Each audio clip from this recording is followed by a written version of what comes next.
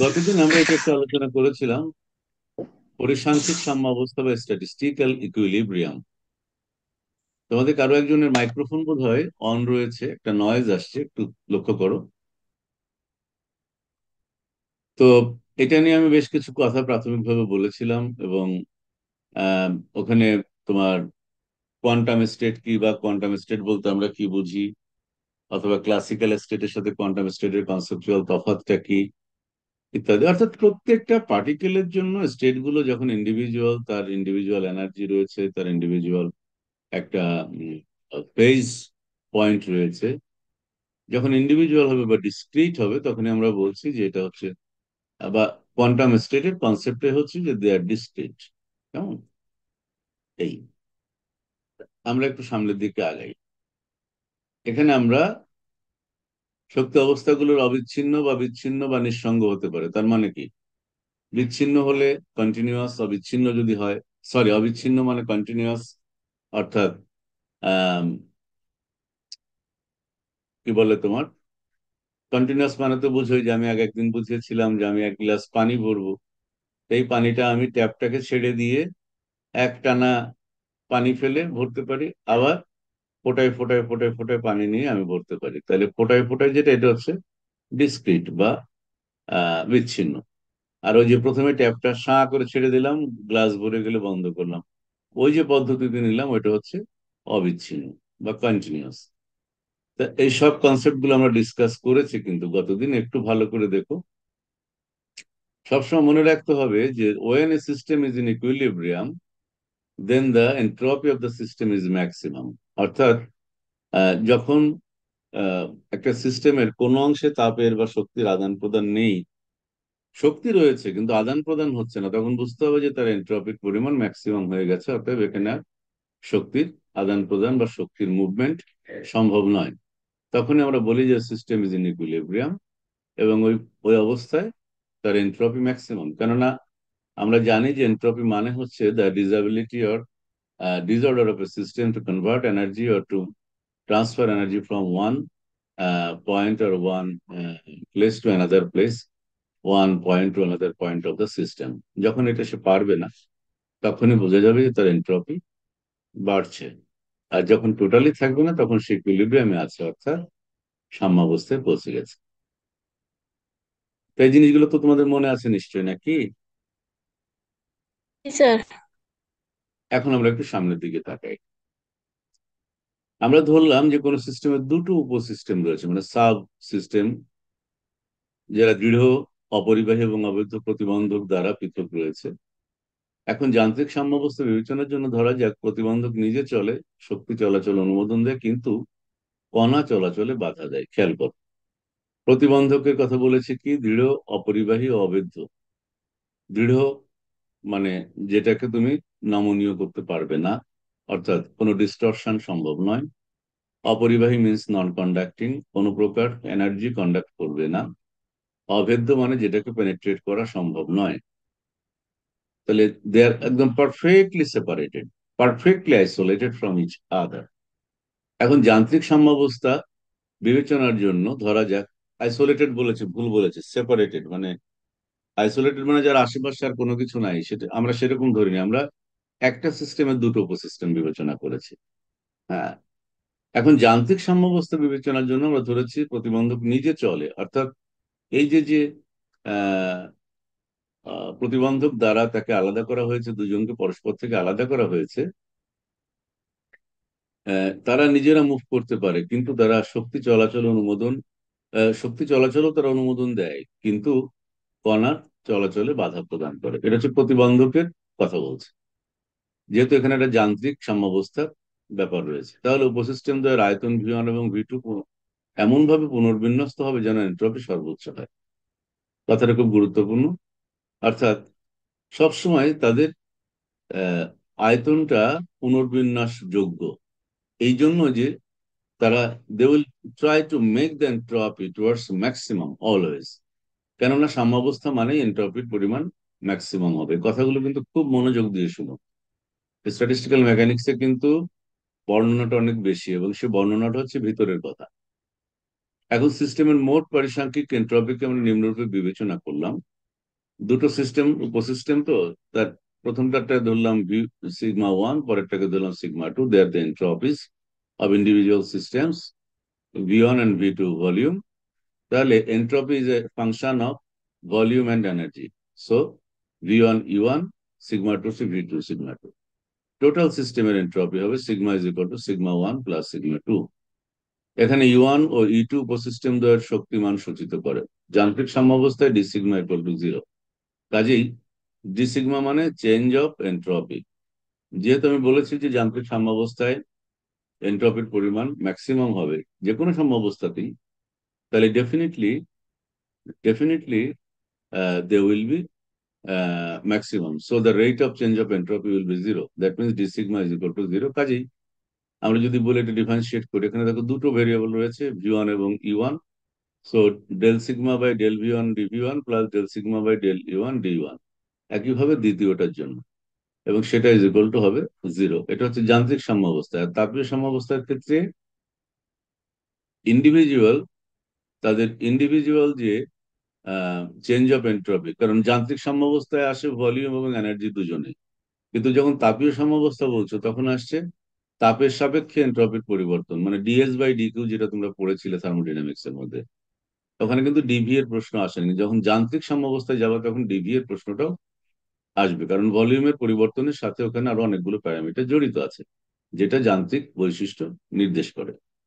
তাহলে তাপীয় সাম্যাবস্থার ক্ষেত্রে হবে del sigma one by del E one D one plus del sigma two by del E two D two is equal to zero. এটা হচ্ছে তাপীয় সাম্যাবস্থা। অতএব del sigma one by del V one D V one plus del sigma one by del V two D V two equal to zero. কেননা এই দেখো এখানে এই এইটা যোগ এইটা ইজ ইকুয়াল টু জিরো হলে থাকে হচ্ছে এই দুইটা। তো ওখান থেকে আমরা পাচ্ছি মোট আয়তন যেহেতু ধ্রুবক থাকবে, ওরা বলেছে যে পুনর্বিস্ত এমন ভাবে পুনর্বিন্যস্ত হবে, কিন্তু চেঞ্জ হবে তা বলেনি, পুনর্বিন্যস্ত হবে, but V one and V two will be equal to constant. So the total আয়তন V one V is equal to V one plus V two. কাজেই D V is equal to zero হবে, কারণ no change in volume, total volume is constant. In that case D V one is equal to minus D V two, এবং এটা যদি আমি বসিয়ে দিই এখানে দেখো, তাহলে আমরা পাচ্ছি del sigma one by del V one is equal to del sigma two by del V two. এ থেকে দেখা যায় পরিসংখ্যানের দৃষ্টিতে যান্ত্রিক সাম্যাবস্থায় আয়তন সাপেক্ষে এন্ট্রপি অপরিবর্তিত থাকে। আবার তাপীয় সাম্যাবস্থা সিস্টেমের পরিসংখ্যিক এন্ট্রপি অবশ্য সর্বোচ্চ হবে। এটা প্রমাণের জন্য ধরা যাক বিবেচ্য উপসিস্টেমদের মধ্যে প্রতিবন্ধকের মাধ্যমে শক্তির বিনিময় ঘটে। একটু আগে আমরা যেটা বলেছি ধরার সময়, কাজে উপসিস্টেমদের এন্ট্রপি শক্তির অপেক্ষক রূপে গণ্য করে পায়।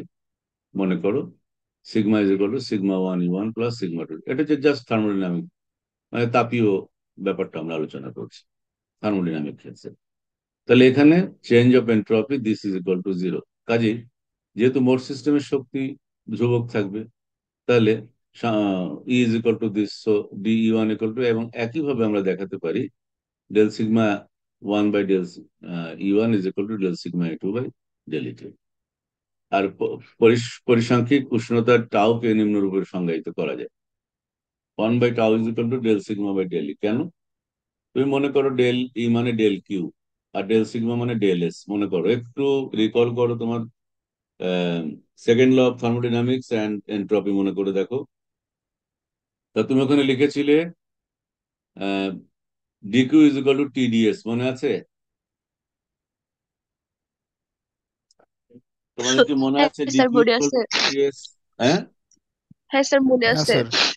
তাহলে এই হচ্ছে তোমার টি, এই হচ্ছে ডিএস, এই হচ্ছে ডিকিউ। তাহলে DQ is equal to TDS হচ্ছে, দেখছো মিলেছে?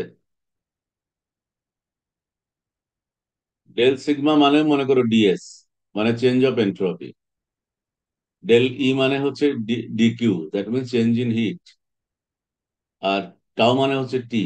তাহলে এখানে কি আসছে, এটা বজ্রগুণ করলে TDS is equal two DQ হচ্ছে। হ্যাঁ স্যার হচ্ছে, মিলছে। তার মানে টাও ওয়ান ইকুয়াল টু টাও টু, বোথ সাইড মিলাম। অর্থাৎ পরিসাংখ্যিক উষ্ণতা অপরিবর্তিত, অর্থাৎ সিস্টেম তাপীয় সাম্যাবস্থায় রয়েছে। টাও ওয়ান ইকুয়াল টু টাও টু মিনস উষ্ণতা অপরিবর্তিত, তার মানে সেটা থার্মাল ইকুইলিব্রিয়াম কন্ডিশনে রয়েছে। ক্লিয়ার?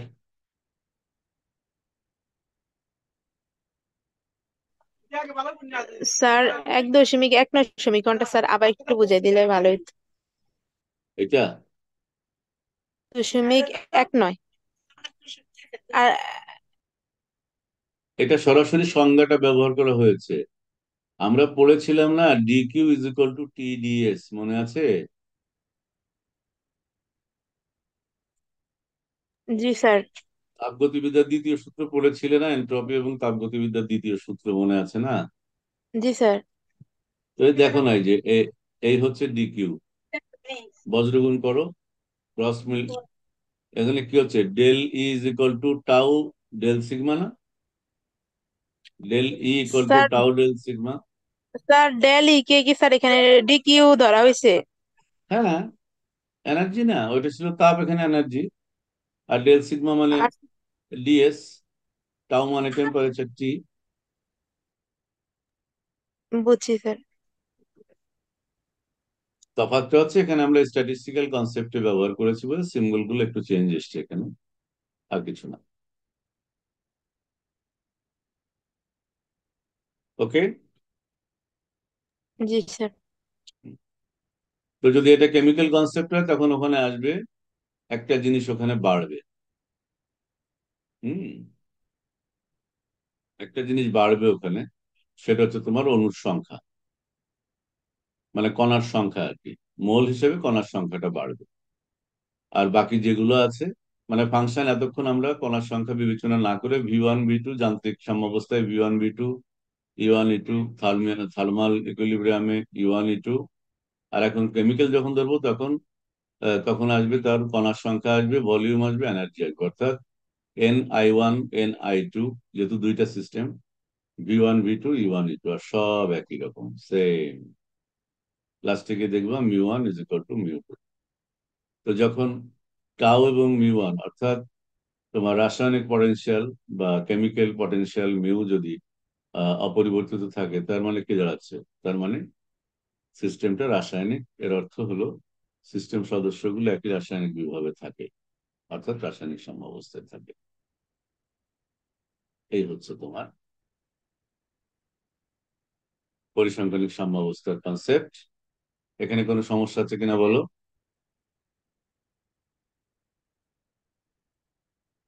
সমস্যা নেই। থাকার কথাও না, কারণ সেটা এত জটিল জিনিস না। এরপরে আসো পরিসাংখ্যিক বলবিদ্যার স্বীকার্য।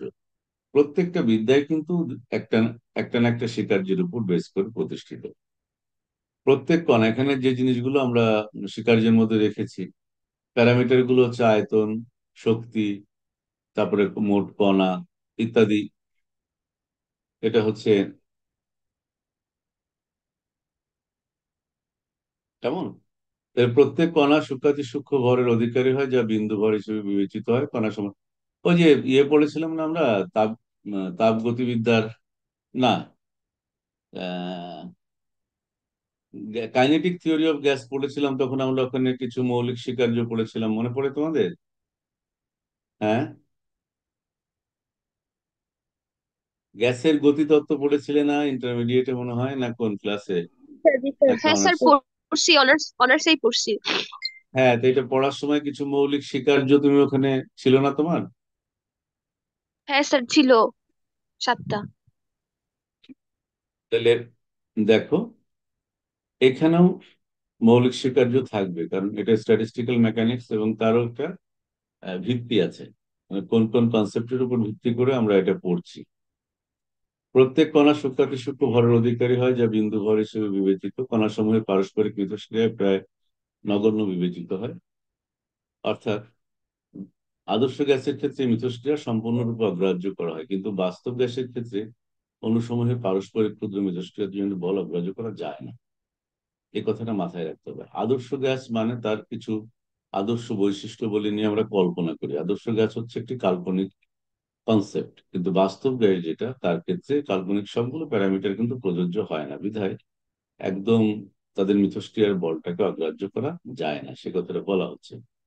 এই ক্ষুদ্র মিথস্ক্রিয়ার কারণে কোয়ান্টাম অবস্থা সমূহের মধ্যে কণার আকস্মিক স্থানান্তর ঘটে, যেটা প্র্যাকটিক্যালি যদি যদি বাস একদম আদর্শ গ্যাস হতো, আমাদের তত্ত্বের মতো করে, তাহলে কিন্তু এই কথাই সত্য হতো, কিন্তু বাস্তবে সেটা হয় না। কিছু ক্ষুদ্র হলেও কিছু মিথস্ক্রিয়া বল কাজ করে, এবং সেই কারণে কিছু আহ, মানে আনএক্সপেক্টেড কিছু ট্রান্সফরমেশন ঘটে যায় তোমার কোয়ান্টাম স্টেট গুলোর মধ্যে।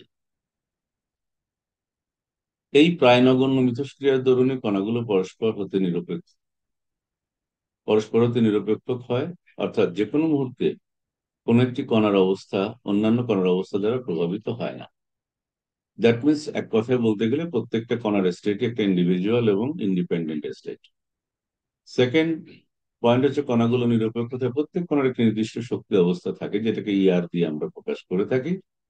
এখানে ইআর হচ্ছে একক কণার জন্য শ্রোডিঞ্জার সমীকরণের একটি আইগেন মান, যেটা আমরা ব্যবহার করেছি কোয়ান্টাম মেকানিক্স এর মধ্যে। N1 কণার শক্তি যদি E1 হয়, তাহলে N তম কণার শক্তি হবে ER।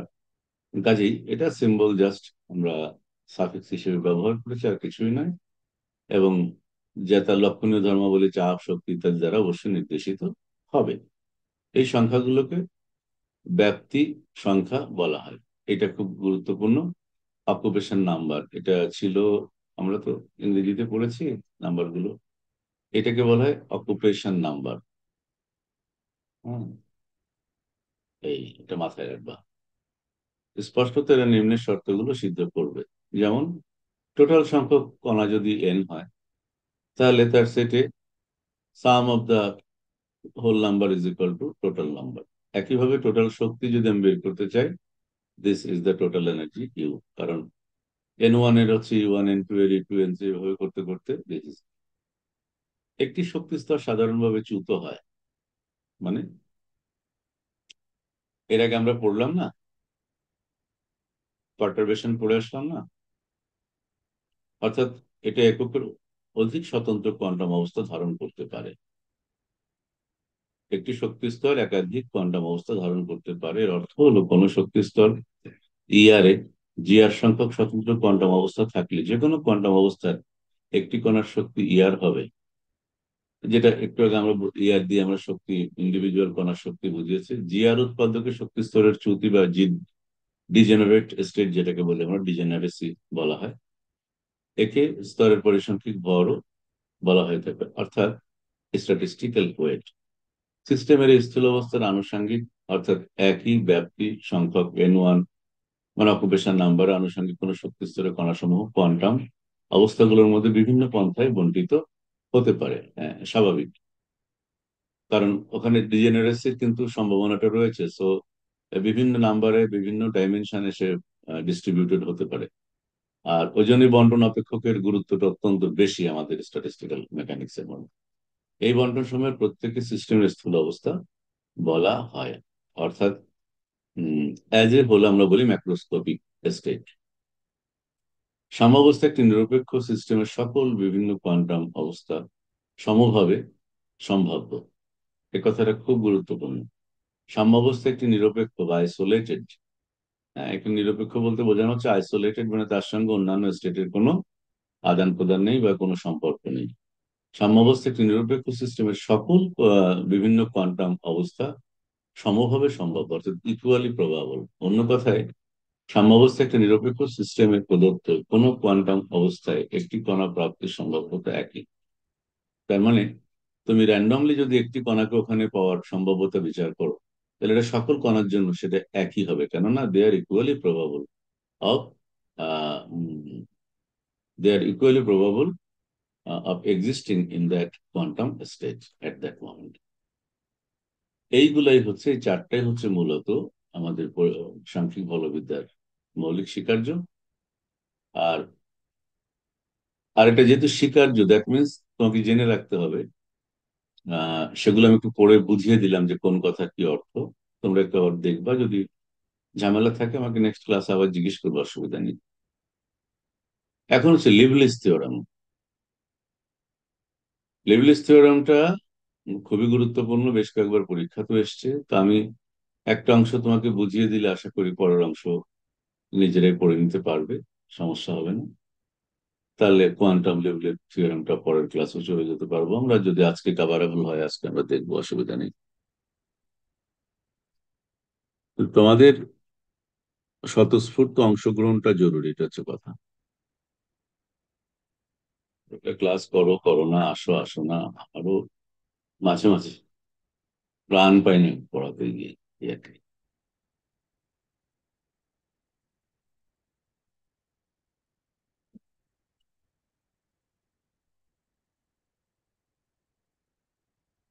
স্যার এই দেখ, উপপাদ্যটা পড়ছি কিন্তু দুইটা জায়গায় সমস্যা, দশা বিন্দুর সংখ্যা নির্ণয় করাটাই কষ্ট, মানে পাই নাই।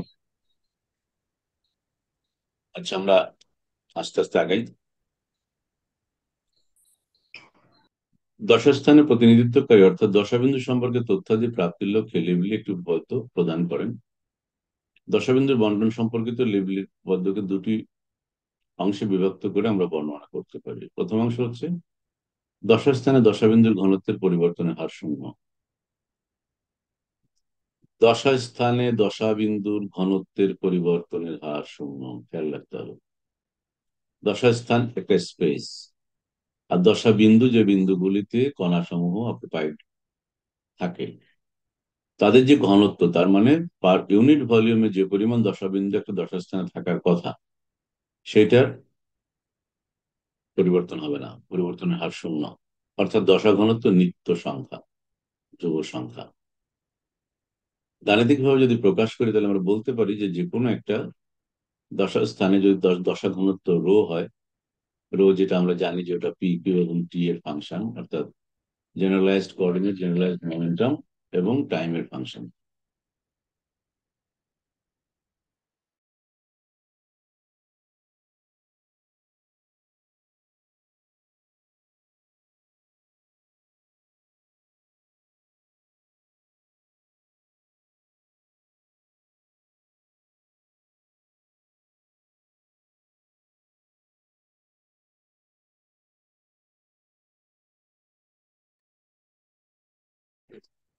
তো তাহলে এটা হচ্ছে আমাদের মূলত প্রথম অংশটা।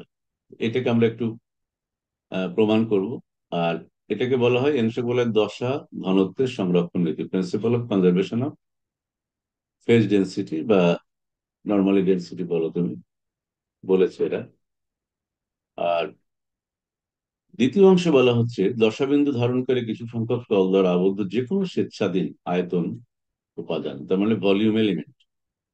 খেয়াল করো, দশাবিন্দু ধারণকারী কিছু সংখ্যক তল দ্বারা, তার মানে আমরা তো ডাইমেনশনটা এই মুহূর্তে বলতে পারছি না। আমরা জানি যে পি আই কিউ আই লিখি আমরা, এবং আমরা এটাও জানি যে যদি থ্রি ডাইমেনশনাল হয় তাহলে এই ভলিউম এলিমেন্ট হবে সিক্স ডাইমেনশনাল, কারণ তিনটা অবস্থান নির্দেশক কোঅর্ডিনেট, তিনটা হচ্ছে মোমেন্টাম নির্দেশক কোঅর্ডিনেট। তাহলে একইভাবে যদি এটা এফ ডাইমেনশনাল, তাহলে এফ এফ নাম্বার অফ যদি কি বলে পজিশন কোঅর্ডিনেট থাকে, তাহলে F number of momentum coordinate থাকবে, তাহলে সেখানে টোয়াইস এফ হবে। সো আমরা ঠিক কত ডাইমেনশন সেটা এখানে বলছি না, আমরা বলছি যে কিছু সংখ্যক তল দ্বারা আবদ্ধ যে কোনো স্বেচ্ছাধীন বা আরবিট্রারি আয়তন উপাদান। ফর এক্সাম্পল, আমরা যদি গামা স্থানের, আমরা যেটা দিয়ে এর আগে প্রকাশ করে এসেছি, দশার বিস্তৃতি বলছি আমরা এটাকে, স্মরণ বা বিক্ষিপ্ততা সত্ত্বেও সময় সাপেক্ষ অপরিবর্তিত থাকবে। মানে দশাবিন্দু ধারণকারী কিছু সংখ্যক তল দ্বারা আবদ্ধ যে কোনো স্বেচ্ছাধীন আয়তন উপাদান স্মরণ বা বিক্ষিপ্ততা সত্ত্বেও, অর্থাৎ মুভমেন্ট বা ডিসপ্লেসমেন্ট এবং তার কি ডিসলোকেশন অথবা স্ক্যাটারিং, স্ক্যাটার যদি হয় ওখান থেকে, তা সত্ত্বেও কি হবে, সময় সাপেক্ষে অপরিবর্তিত থাকবে। তাহলে আমি কি বলতে পারি, d by dt of del V, that means change of volume is zero. এখন d by dt del V বলছি, এটাকে বলা হচ্ছে মাল্টিপল প্রোডাক্ট, মানে মাল্টিপ্লিকেশন প্রোডাক্ট। অর্থাৎ ধরো আমি যদি লিখি pi of dq by dpi, তার মানে এই আই এর যতগুলো ডাইমেনশন আছে, dq 1, dq 2, dq 3, dq 4, dq up to dq f, into dp 1, dp 2, dp 3, DP 4 up to DPF, এই টোটাল প্রোডাক্ট বোঝাইতে এই সিম্বলটা ব্যবহার করা হয়। এটা ক্যাপিটাল লেটার পাই, এটা দিয়ে যেমন আমরা যোগের ক্ষেত্রে সামেশনটা এইভাবে লিখি, তো আর পাই এর ক্ষেত্রে মানে প্রোডাক্টের ক্ষেত্রে সামেশনটা লিখি পাই দিয়ে। তাহলে এটা will be equal to zero. এই অংশকে দশাস্থানে বিস্তৃতির নিত্যতা বা principal of conservation of extension of the sir phase. এই চিহ্নটা কি কি স্যার আমরা পাই পড়বো? স্যার এটা কি পাই পাই গুণনের ক্ষেত্রে ব্যবহার করবে এই সিম্বলটা? হ্যাঁ, এটা গুণনের ক্ষেত্রে, এটা গুণনের ক্ষেত্রে। আর ওই যেটা যে এরকম একটা লিখি আমরা, ওটা হচ্ছে তোমার যোগের ক্ষেত্রে, সামেশন। ওইটা হলো সাম, এটা হচ্ছে প্রোডাক্ট, মনে থাকবে না? স্যার এটা কি হ্যাঁ স্যার, প্রোডাক্ট মনে করবো? থাকবে। আচ্ছা, তুমি পাই না বলে তুমি বলো প্রোডাক্ট অফ ডিকিউআই ডিপিআই, মনে থাকবে? Product of. G sir. G sir. এটাই সবচেয়ে মনে হয় ভালো হয়। তাহলে আমি একটা অংশের প্রমাণ এবার করি, দেখো সবাই খেয়াল করো। আমরা একটা দ্বিমাত্রিক দশাস্থান বিবেচনা করেছি, একদিকে যার মনে করো মোমেন্টাম এক্সিস, আর একদিকে হচ্ছে তোমার পজিশন এক্সিস, অর্থাৎ কি।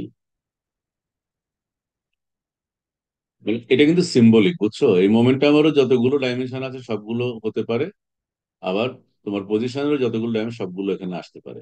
আমরা একটা একটা করে ধরে নিয়ে সিম্বলিক্যালি জিনিসটা করেছিলাম। একটি দ্বিমাত্রিক দশাস্থান বিবেচনা করলাম, দশাস্থান আয়তন উপাদান ডিবি হলে, তাহলে যেহেতু দুইটা, তাহলে ডি কিউ ডিপি হবে।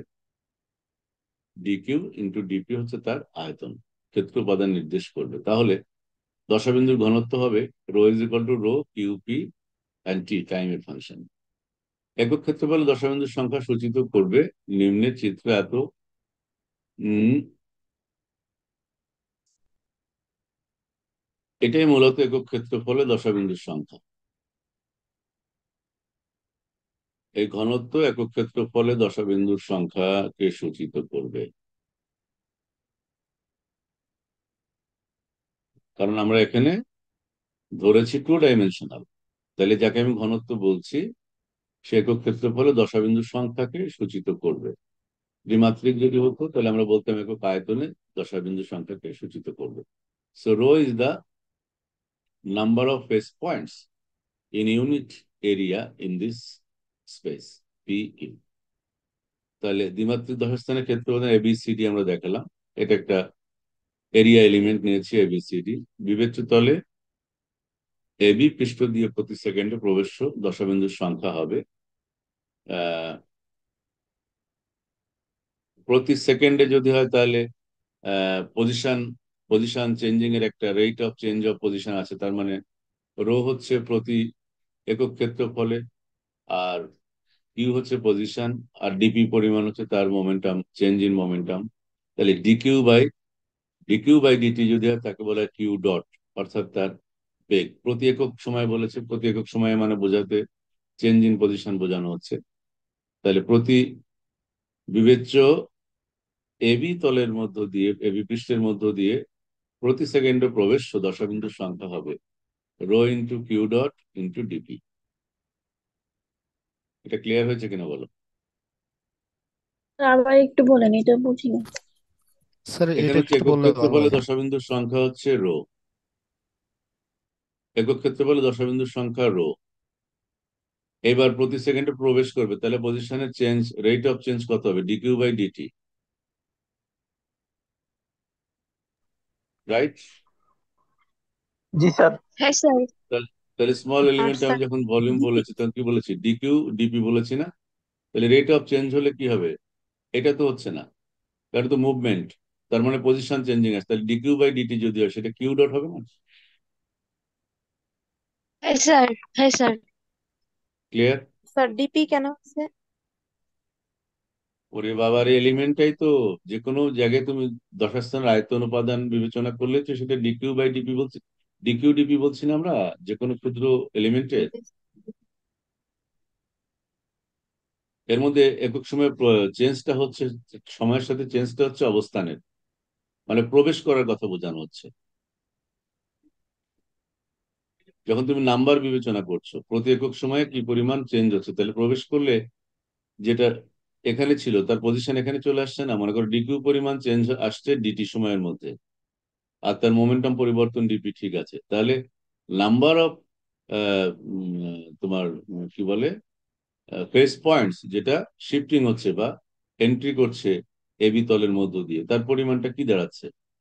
প্রতি একক সময়ে তার rate of change in position হচ্ছে dq by DT into dp into একক ক্ষেত্রফলে তার কি পরিমাণ আছে, সেটা হচ্ছে রো। হইলো?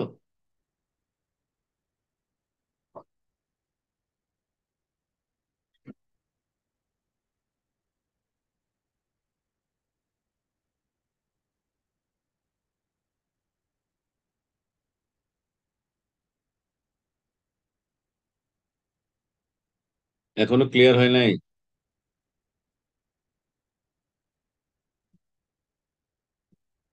বুঝছি স্যার। আরে বাবা, প্রতি একক ক্ষেত্রফলের সংখ্যা হচ্ছে রো, ক্ষেত্রফল হচ্ছে ডিপি বাই ডিকিউ ডিপি। তাহলে প্রতি একক সময় বললে কি হচ্ছে, D Q D P divided by DT into rho হচ্ছে না? তা এখন ডিপিটা তো জি এখানে মোমেন্টাম মিন করছে, তাহলে পজিশন চেঞ্জিং ভেরিয়েবল কোনটা, কিউ। তাহলে ডিকিউ বাই ডিটি এর পরিবর্তে আমি কিউ ডট লিখে দিয়েছি। এখন ক্লিয়ার হয়নি? জি স্যার, বুঝছি। জি স্যার, এটা এখন বুঝতে পারছি। হুম। তাহলে কিউ হলো কিউ অক্ষর দশাবিন্দুর বেগ। তাহলে সিডি তলের তল দিয়ে প্রতি সেকেন্ডে অপসৃত দশাবিন্দুর সংখ্যা, অপসৃত মানে এই এ বি, এই হলো সিডি। তার ভিতর দিয়ে প্রতি প্রতি সেকেন্ডে মনে করো যেটা যে পরিমাণ দশাবিন্দু চেঞ্জ হচ্ছে, এক কথায় অপসৃত হচ্ছে, তার সংখ্যা হবে তাহলে এখানে, এখান থেকে এইটুকু পরিমাণ ভেরিয়েশন হচ্ছে কিউ প্লাস ডি কিউ। যেহেতু মোমেন্টাম হচ্ছে উলম্ব অক্ষ বরাবর, তাহলে এই দিকের ভেরিয়েশন হবে শুধু কিউ এর ভেরিয়েশন, আর এই দিকের ভেরিয়েশন হবে শুধুমাত্র পি এর ভেরিয়েশন। তাহলে যখন আমি এ বি তল বলছি, তার সাথে পারপেন্ডিকুলার ডিরেকশন হচ্ছে কিউ। আর যখন আমি বিসি তল বলবো অথবা এ ডি তল বলবো, তার সাথে পারপেন্ডিকুলার ডিরেকশন হচ্ছে পি।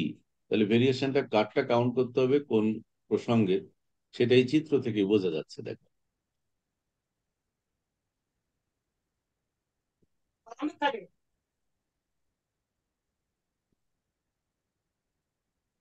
ক্লিয়ার? স্যার তাহলে এটা সিডি একটু তল আবার দিয়ে বলেন। বলছি যে আমাদের তো দুটো ডাইমেনশন, যেমন এক্স অক্ষ বরাবর ওয়াই কনস্ট্যান্ট, আর ওয়াই অক্ষ বরাবর এক্স কনস্ট্যান্ট, এটা তো আমরা জানি। হ্যাঁ স্যার। তাহলে আমি যখন হ্যাঁ স্যার। শুধুমাত্র লেফট টু রাইট বলছি, তার মানে we are counting only the variation of Q, not P. আমরা যে পি আর কিউ দুটো অক্ষ দিয়ে বুঝিয়েছি, তার মানে কি, দশাবিন্দুগুলোর ক্ষেত্রে যে শিফটিংটা হচ্ছে অ্যালং কিউ ডিরেকশন, তার মানে all that points are the same momentum quantity, তার মানে তাই না? হ্যাঁ স্যার, বুঝতে পারছি। হ্যাঁ স্যার, আবার বুঝতে যখন পারছি। এই বরাবর যাব আমি, এই বরাবর গেলে এখানে সবগুলোর কিউ সমান, কিন্তু পি এর ভেরিয়েশন হচ্ছে।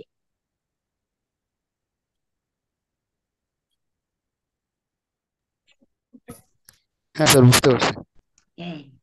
তাহলে একইভাবে আমরা যদি তাহলে সিডি তল বরাবর ধরে, এখানে ডিস্টেন্স কতটুকু, দেখো, সিডি এর ক্ষেত্রে পরিবর্তন হচ্ছে, এখানে আসছে কিউ প্লাস ডি কিউ। তাহলে ডিকিউ পরিমাণ চেঞ্জ আসছে সিডি এর ক্ষেত্রে, তাহলে রেট অফ এখান থেকে এই পর্যন্ত তার যে ডিস্টেন্স, সেটা হচ্ছে মানে ভেরিয়েশনটা হয়েছে উইথ রেসপেক্ট টু কিউ। তাহলে del by del Q of rho Q D Q, del by del Q of rho Q dot তো আছে আমার আগে, যেটা আমি করেছি, দেখো এই যে রো কিউ ডট এটা আছে, রো কিউ ডট ডিপি আমার রয়েছে, কিন্তু এই যে যেহেতু এখান থেকে এই পর্যন্ত যেতে আবার ডিকিউ পরিমাণ একটা পজিশন কোঅর্ডিনেট বা কিউ এর ভেরিয়েশন রয়েছে, তাহলে ডিকিউ পরিমাণ ভেরিয়েশনের জন্য আমার এই এলিমেন্টের পরিবর্তন তার সঙ্গে কতটুকু হচ্ছে, মানে সংখ্যার পরিবর্তন কি হবে, সংখ্যার পরিবর্তন হবে। রেট তো আমরা জেনেছি যে রো কিউ ডট ডিপি, তাহলে রো কিউ ডট ডিপির সঙ্গে আর একটু যোগ হচ্ছে যে ডেল ডিকিউ পরিমাণ ভেরিয়েশনের জন্য del by del Q of rho Q dot D Q. তাহলে রো কিউ ডট এখানে ছিল rho Q dot D Q D P plus del by del Q of rho Q dot D Q D P, যোগ করলে ডিপিটা common নিলে আসছে rho Q dot plus del by del Q rho Q dot D Q. এটা হচ্ছে CD তলের ক্ষেত্রে, আর সেটা এক কথায় হ্যাঁ, আমাদের ভেক্টর ভেরিয়েশন। এটা ক্লিয়ার?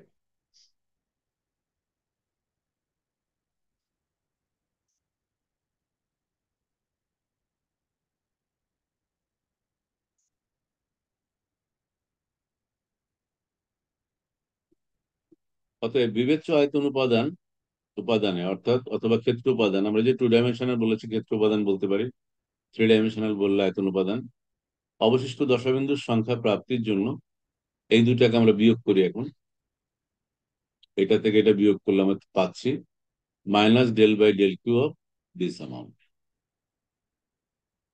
অনুরূপ ভাবে যদি পি অক্ষ বরাবর যায় তখন এই যে এই কথাটাই বলছিলাম এতক্ষণ, পি অক্ষ বরাবর হলে এডি এডি বরাবর কত মোমেন্টাম অ্যাক্সিস বরাবর, তখন শুধু চেঞ্জ আসবে মোমেন্টামের জন্য, তখন ভেরিয়েবল চলে আসবে মোমেন্টাম। এই তখন পরিবর্তন হবে মোমেন্টামের পরিবর্তন। তাহলে এই দুটোকে, সরি, এটা হচ্ছে কিউ এক্সিস বরাবর, এইটা হচ্ছে পি এক্সিস বরাবর। তাহলে টোটাল আমরা যদি বের করতে চাই যে 3 এবং 4 নং যোগ করলে বিবেচ্য ক্ষেত্র উপাদানে দশাবিন্দু বৃদ্ধির হার পাওয়া যাবে, অর্থাৎ regarding both position and momentum.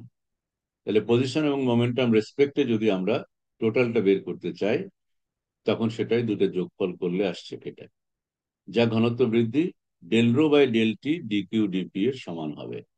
এ কথাটা গুরুত্বপূর্ণ, del ρ/del t dq/dp এর সমান হবে। অর্থাৎ এই যে টোটালটা আমরা বের করলাম আমাদের নর্মাল যে জিওমেট্রিক্যাল ক্যালকুলেশন আমরা করেছি সে অনুযায়ী সেটার পরিমাণ হতে হবে del ρ/del t, মানে rate of increase of density, হ্যাঁ, উইথ রেসপেক্ট টু টাইম। আর dq/dp হচ্ছে ক্ষুদ্র এলিমেন্টের যে ভলিউম বা এরিয়া ধরেছে সেটা। তাহলে del ρ/del t dq/dp এর সমান হবে হচ্ছে এটা। তার মানে তুমি বলতে পারো this is equal to this. আর যদি এটা বলো তাহলে তোমার ইকুয়েশনটা আসছে ফাইনালি এরকম। এখন আমরা ক্লাসিক্যাল মেকানিক্সে হ্যামিল্টনিয়ানের যে ক্যারেক্টার দেখেছি যে Q dot is equal to del H/del P, তারপরে তোমার P dot is equal to -del H/del Q। এগুলো কিন্তু তুমি নিজেও ক্যালকুলেশন করে দেখতে পারো। হ্যামিল্টনিয়ান মানে হচ্ছে তোমার p² /2m+v। তো ভি হচ্ছে তোমার পজিশন ডিপেন্ডেন্ট, কিউ হচ্ছে তোমার সরি কাইনেটিক এনার্জি হচ্ছে তোমার ভেলোসিটি বা কিউ ডট ডিপেন্ডেন্ট। তোমার এখানে সবচেয়ে বড় কথা, এটা তোমার হ্যামিল্টনিয়ান ফর্মুলেশন, এটা তোমরা পড়েছো ক্লাসিক্যাল মেকানিক্সে এবং রিলেশন গুলো তোমাদের পরিচিত। Q dot is equal to del H/del P, P dot equal to -del H/del Q। P dot মানে ফোর্স, কিউ ডট মানে বেগ। তাহলে এই রিলেশন গুলো পুনর্বিন্যস্ত করার পরে আমরা 5 নম্বর সমীকরণ থেকে পাচ্ছি দিস ইজ ইকুয়াল টু 0। আবার আমরা যদি 1.25 নম্বর সমীকরণ ব্যবকলন করি, কোথায় গেল 1.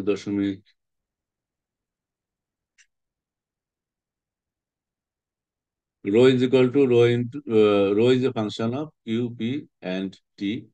এটাকে যদি তুমি ব্যবকলন করো অর্থাৎ del ρ/del t বের করো, হুম, কোথায় গেল, তাহলে আমরা এখানে 3টা ভেরিয়েবল রয়েছে। একটা হচ্ছে d ρ/dt is equal to partial differentiation, del ρ/del q into dq/dt partial differentiation তোমাদের জানার কথা, plus del ρ/del p into dp/dt plus del ρ by এটা del ρ/del t, এটা del ρ/del t হবে, ডিটি না, del ρ/del t হবে এটা। তাহলে এখানে পাচ্ছি কিউ ডট, এখানে পাচ্ছি পি ডট, এটা del ρ/del t। এখন আমরা বলেছি যে rate of change of density is equal to 0। তা যদি হয় তার মানে এটা হচ্ছে ধ্রুবক। অতএব 1.23 ধরে দশতম প্রশ্ন প্রমাণ করা যায়। এই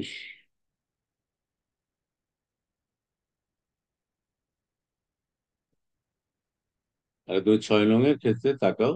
6 নম্বরের ক্ষেত্রে যেটা দেখেছো, যেটা আমরা এখানে উপর থেকে পেয়ে আসছি, সেটা হচ্ছে del ρ/del t plus del ρ/del q dot plus del p/del। তো এইটা আর এইটা হচ্ছে সেম জিনিস।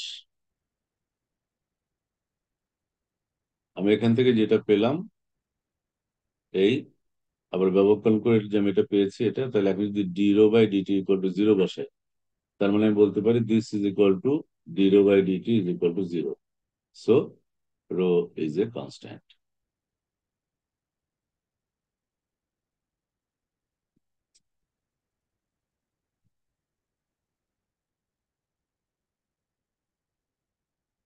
Any confusion? বইটা থাকলে দেখো।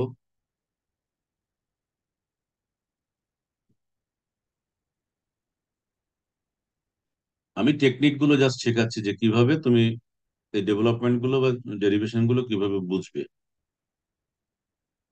দেখো আর কোনো সমস্যা আছে কিনা কোথাও।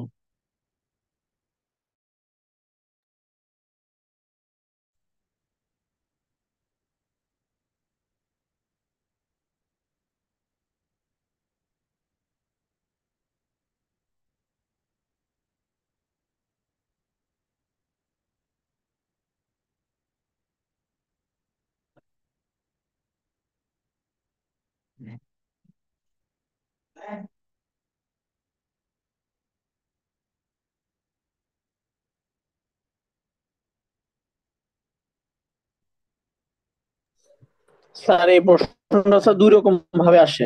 একটা হচ্ছে স্যার চিরায়ত লিওভিল উপপাদ্য বিবৃতিও প্রমাণ করো, আরেকবার আসে স্যার কোয়ান্টাম লিওভিলের উপপাদ্য প্রমাণ করো। স্যার দুইটা কি সেম আনসার?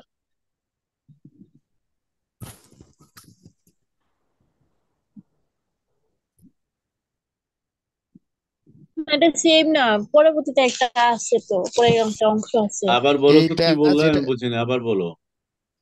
স্যার একটা চিরায়ত, একটা হলো কোয়ান্টাম।